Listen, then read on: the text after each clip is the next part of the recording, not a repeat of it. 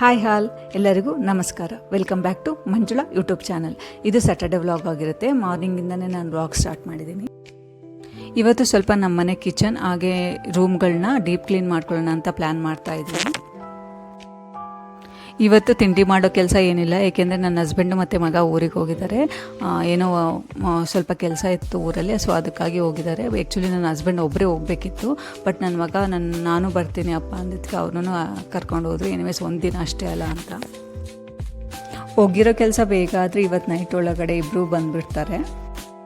ನಾನು ಒಬ್ಳಿಗೆ ಏನು ಮತ್ತೆ ತಿಂಡಿ ಮಾಡ್ಕೊಳ್ಳಿ ಅಂತ ಫ್ರೂಟ್ ಸ್ವಲ್ಪ ಇತ್ತು, ಅದನ್ನು ಮತ್ತು ಸ್ಯಾಲೆಡ್ಸ್ ತಿಂದು ಸುಮ್ಮನಾದೆ.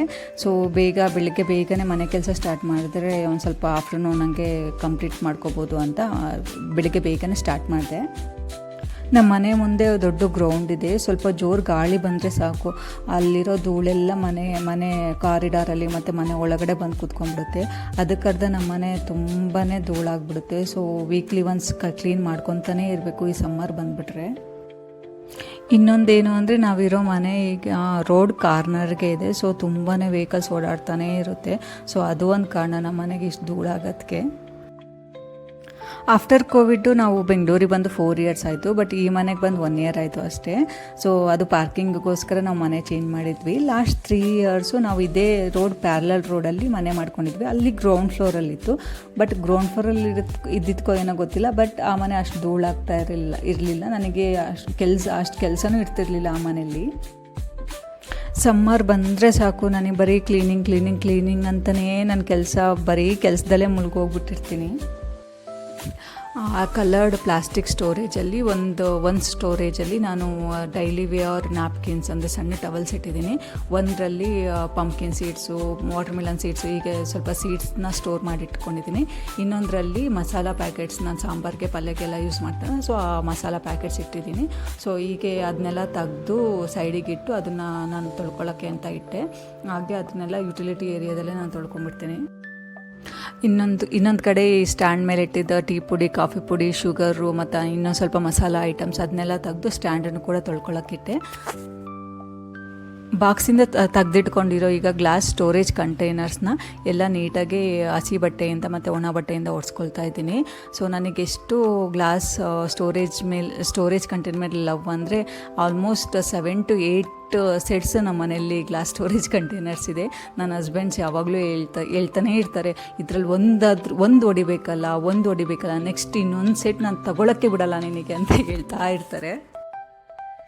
2 years ಆಯಿತು ನಾನು ನಮ್ಮ ಮನೇಲಿ ಯೂಶ್ವಲಿ ಗ್ಲಾಸ್ ಕಂಟೈನರ್ಸ್ ಇಲ್ಲ ಸ್ಟೀಲ್ ಕಂಟೈನರ್ಸೇ ಯೂಸ್ ಮಾಡ್ತೀನಿ. ಆದಷ್ಟು ಪ್ಲಾಸ್ಟಿಕ್ಸ್ನ ಅವಾಯ್ಡ್ ಮಾಡೋಕ್ಕೆ ಟ್ರೈ ಮಾಡ್ತೀನಿ. ಈ 2 yearsಲ್ಲಿ ಒಂದೇ ಸಲ ನಾನು ಆ್ಯಕ್ಚುಲಿ ಗ್ಲಾಸ್ ಬಾಕ್ಸ್ ಹೊಡ್ತಿರೋದು. ಅದು ಆ್ಯಕ್ಚುಲಿ ನನ್ನ ಹಸ್ಬೆಂಡಿಗೆ ಗೊತ್ತಿಲ್ಲ. ಈ ವಿಡಿಯೋ ಎಲ್ಲರೂ ಅವ್ರು ನೋಡಿದರೆ ಮಾತ್ರ ಈ ವಿಡಿಯೋ ಥ್ರೂನೇ ಅವ್ರಿಗೆ ಗೊತ್ತಾಗೋದು. ಆ ಪ್ಲಾಸ್ಟಿಕ್ ಸ್ಟೋರೇಜ್ ಕಂಟೈನರ್ಸ್ನೆಲ್ಲ ನೀಟಾಗಿ ವಾಶ್ ಮಾಡಿ ಒಣಗಲಿಕ್ಕೆ ಅಂತ ಕೆಳಗಡೆ ಬಟ್ಟೆ ಹಾಕಿ ಇಟ್ಟಿದ್ದೀನಿ.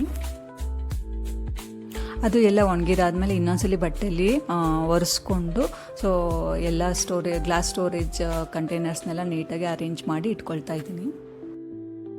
ಇಷ್ಟು ಕೆಲಸ ಮಾಡ್ಕೊಳ್ಳೋ ಒಳಗಡೆ ನಾನು ಹೇಗಾಗಿದ್ದೆ ಅಂದರೆ, ನನ್ನ ಪರಿಸ್ಥಿತಿ ಜಿಮ್ಮಲ್ಲಿ ಹೋಗಿ 1 hour ವರ್ಕೌಟ್ ಮಾಡ್ಕೊಂಬಂದು ಅವರು ಹೇಗೆ ಸ್ವೆಟ್ ಆಗಿರ್ತಾರಲ್ಲ ಅದಕ್ಕಿಂತ ಜಾಸ್ತಿನೇ ಸ್ವೆಟ್ ಆಗ್ತಾಯಿದ್ದೆ. ನನ್ನ ಕೂದಲನ್ನೆಲ್ಲ ಹೇಗೆ ಕಟ್ಕೊಂಡಿದ್ದೀನಿ ನೋಡಿ. ಒಳ್ಳೆ ನನ್ನ ಮೈಂಡ್ ವಾಸ್ ಹೇಗಿತ್ತು ಅಂದರೆ, ಈ ಸಮ್ಮರಲ್ಲಿ ನನಗಿದು ಬೇಕಿತ್ತ ಅನ್ನಿಸ್ತಾ ಇತ್ತು. ಬಟ್ ಇಟ್ಸ್ ಓಕೆ, ನನಗೆ ನನ್ನ ಕಿಚನ್ ಕ್ಲೀನ್ ಆಯ್ತಲ್ಲ ಅದಕ್ಕಿಂತ ಖುಷಿ ನನಗೆ ಸೀರಿಯಸ್ಲಿ ಆಯಿತಾ 1 ಕೋಟಿ ಕೊಟ್ಟಷ್ಟು ಖುಷಿ ಆಗ್ತಾಯಿದೆ. ಆ್ಯಕ್ಚುಲಿ ನಾನು ಈ ವರ್ಕ್ನೆಲ್ಲ ಸ್ಯಾಟರ್ಡೆ ಕಂಪ್ಲೀಟ್ ಮಾಡಿಕೊಂಡೆ, ಬಟ್ ನನಗೆ ಸಂಡೇ ಹೇಗಾಗ್ಬಿಟ್ಟಿತ್ತು ಅಂದರೆ ಒಂದು ಮನೆ ಕೆಲಸ ಮಾಡೋಕ್ಕಾಗ್ತಿಲ್ಲ, ಅಷ್ಟು ಟಯರ್ಡ್ ಆಗಿಬಿಟ್ಟಿದ್ದೆ.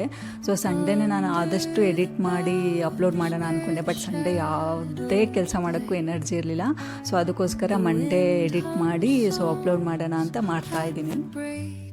ನನಗೆ ಕಿಚನ್ ಅಷ್ಟೇ ಕ್ಲೀನಿಂಗ್ ಆಗಿದ್ದರೆ ಮೇ ಬಿ ನಾನು ಅಷ್ಟು ಟಯರ್ಡ್ ಆಗ್ತಿರ್ಲಿಲ್ಲ ಅನಿಸುತ್ತೆ. ಬಟ್ ಏನು ಮಾಡಿದೆ ಅಂದರೆ, ಕಿಚನ್ ಎಲ್ಲ ಕ್ಲೀನ್ ಮಾಡ್ಕೊಂಡಾದ್ಮೇಲೆ ನಮ್ಮ ರೂಮಲ್ಲಿ ಕಾಟ್ ಇದೆ, ಆ ಕಾಟ್ ಕೆಳಗಡೆ ಸ್ಟೋರೇಜ್ ಇದೆ. ಸೊ ಅದನ್ನೆಲ್ಲ ತೆಗೆದು ಕ್ಲೀನ್ ಮಾಡೋಕ್ಕೆ ಸ್ಟಾರ್ಟ್ ಮಾಡಿದೆ. ಮೇ ಬಿ ಒಂದೇ ದಿನ ಮಾಡಿದ್ರಿಂದ ನನಗೆ ತುಂಬಾ ಟಯರ್ಡ್ ಆಗಿಬಿಡ್ತು. ಸೊ ಸಂಡೇ ನನಗೆ ಯಾವುದೇ ಥರ ಕೆಲಸ ಮಾಡ್ಕೊಳ್ಳೋಕ್ಕೂ ಇಂಟ್ರೆಸ್ಟ್ ಇರಲಿಲ್ಲ.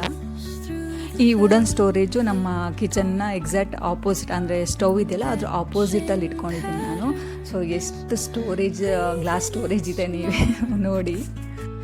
ಆ್ಯಕ್ಚುಲಿ ಹೇಳ್ಬೇಕಂದ್ರೆ ಇನ್ನೂ 1-2 ಹೊಸ ಗ್ಲಾಸ್ ಸ್ಟೋರೇಜ್ ಕಂಟೈನರ್ಸ್ ಇದ್ದಾವೆ. ಅದನ್ನು ಎಲ್ಲಿಟ್ಕೊಳ್ಳಿ ಏನು ಹಾಕ್ಲಿ ಅಂತ ಗೊತ್ತಿಲ್ಲ, ಅದಕ್ಕೆ ನಾನು ಹಂಗೆ ತೆಗೆದಿಟ್ಕೊಂಡಿದ್ದೀನಿ. ನನ್ನ ಹಸ್ಬೆಂಡ್ಗೆಲ್ಲರೂ ಹೇಳ್ಬಿಟ್ರೆ ನಿನ್ನ ತಲೆ ಮೇಲೆ ಇಟ್ಕೊಂಬಿಡು, ಅಷ್ಟು ಸಾಮಾನು ಮಾಡ್ಕೊಂಡಿದ್ಯಾ, ನಿನಗೆ ಕಷ್ಟ ಆಗೋದು ಕ್ಲೀನ್ ಮಾಡೋಕ್ಕೆಲ್ಲ ಅಂತಲೇ ಇರ್ತಾರೆ. ಆ್ಯಕ್ಚುಲಿ ಅದು ಕರೆಕ್ಟ್ ಅಲ್ವಾ. ನಮ್ಮಮ್ಮ ಅವರೆಲ್ಲ ಅವಾಗೆಲ್ಲ ಅದು ಹೆಂಗೆ ಕೆಲಸ ಮಾಡ್ತಿದ್ರು ಏನೋ, ಪ್ರತಿ ಹಬ್ಬಕ್ಕೂ ಪ್ರತಿಯೊಂದು ಅಡುಗೆ ಮನೆ ಸಾಮಾನು ಪಾತ್ರೆನೆಲ್ಲ ತೆಗೆದು ಕ್ಲೀನ್ ಮಾಡಿಕೊಂಡು ಆಮೇಲೆ ಇಡ್ತಾಯಿದ್ರು. ಅವರು ಬಟ್ಟೆನೂ ಅಷ್ಟೇ ಕೈಯಲ್ಲಿ ವಾಶ್ ಮಾಡ್ತಾಯಿದ್ರು, ಮತ್ತು ನೆಲನೂ ಕೈಯಲ್ಲಿ ಒರೆಸ್ತಾಯಿದ್ರು. ಬಟ್ ಇವಾಗ ನಮಗೆಲ್ಲದಕ್ಕೂ ಮಿಷಿನ್ ಇದೆ, ವಾಷಿಂಗ್ ಮಿಷಿನ್ ಇದೆ, ಮಾಪ್ ಇದೆ. ಸೊ ಎಲ್ಲದಕ್ಕೂ ನಮಗೆ ಒಂದು ವೇ ಅಂತ ಇದೆ. ಬಟ್ ಅವ್ರಿಗೆ ಏನೂ ಇರ್ತಿರ್ಲಿಲ್ಲ, ಅಷ್ಟು ಕೆಲಸ ಮಾಡ್ತಿದ್ರು. ನಮಗೆ ಇಷ್ಟು ಕೆಲಸ ಮಾಡಿದ್ದಕ್ಕೆ ಇಷ್ಟು ಟಯರ್ಡ್ ಆಗ್ತಾಯಿದೆ. ಸೊ ನಾವು ಎಷ್ಟು ವೀಕ್ ಇದ್ದೀವಿ ಅಂತ ಇವಾಗಲೇ ಗೊತ್ತಾಗುತ್ತೆ. ಅವರಿಗೆ ಈ ಏಜಲ್ಲಿರೋ ಎನರ್ಜಿನ ಖಂಡಿತ ಹೇಳಬೇಕು ಅಂದರೆ ನಮಗೆ ಇಲ್ಲವೇ ಇಲ್ಲ. ಸೊ ಒಂದು ಸ್ವಲ್ಪ ಅಡುಗೆ ಕೆಲಸ ಮನೆ ಕೆಲಸ ಮಾಡಿದ ತಕ್ಷಣ ಟಯರ್ಡ್ ಅಂದ್ಕೊಂಡ್ಬಿಡ್ತೀವಿ. ಅವರಿಗೆ ಅವಾಗೆಲ್ಲ ಹೊಲಕ್ಕೆ ಹೋಗ್ತಾಯಿದ್ರು, ಹೊಲದ ಕೆಲಸನೂ ಮಾಡ್ತಾಯಿದ್ರು, ಮನೆದ ಕೆಲಸನೂ ಮಾಡ್ತಾಯಿದ್ರು. Seriously they are great. ಈ ಕಿಚನ್ ಕ್ಲೀನಿಂಗ್ ವಿಡಿಯೋ ನಿಮಗೆ ಏನಾದರೂ ಇಷ್ಟ ಆಗಿದೆ ದಯವಿಟ್ಟು ಒಂದು ಲೈಕ್ ಮಾಡಿ, ಹಾಗೆ ನನ್ನ ಚಾನಲ್ನ ಸಬ್ಸ್ಕ್ರೈಬ್ ಮಾಡ್ಕೊಳ್ಳೋದನ್ನ ಮರಿಬೇಡಿ. Thank you so much.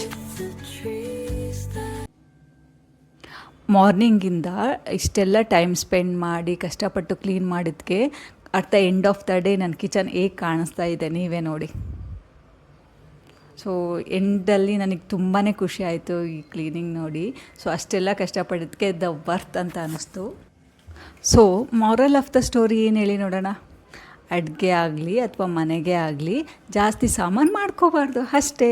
ಎಷ್ಟು ಕಡಿಮೆ ಸಾಮಾನು ಇರುತ್ತೋ ಅಷ್ಟು ಹೆಣ್ಮಕ್ಳಿಗೆ ಕೆಲಸ ಕಡಿಮೆ ಆಗುತ್ತೆ.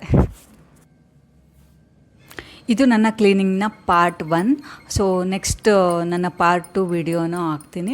ಅದರಲ್ಲಿ ನನ್ನ ಕಿಚನ್ ಮತ್ತು ಕಾರ್ಟ್ ಸ್ಟೋರೇಜ್ ಕ್ಲೀನಿಂಗ್ ಇರುತ್ತೆ.